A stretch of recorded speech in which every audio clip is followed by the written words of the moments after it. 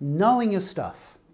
If you know the material, then you can have the freedom to work with the audience, handle questions, be creative.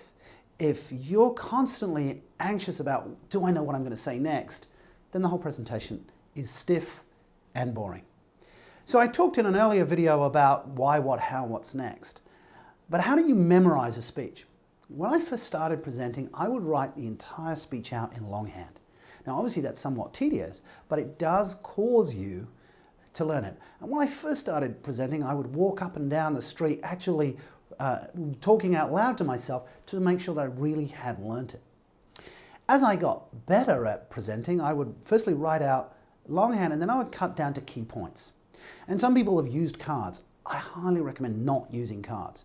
They'll get in the way of your gestures, which we've talked about previously.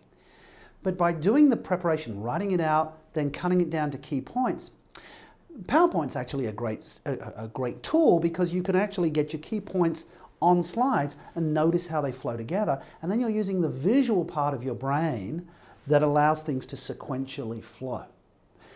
But the key message here is know what you're going to talk about. Now, unless you're presenting Shakespeare, where people in the audience are going to follow along with the text, nobody knows what you're going to say next. So if you miss a bit, or if you jump a spot, you can always go back because nobody knows the script except you. So you don't need to let them know that you missed a bit.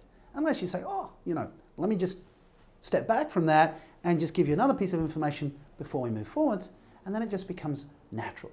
But you have this freedom only if you know your content. Remember, as I've said before, prior planning prevents poor performance. Monkey see, monkey like, monkey do. bananamana.com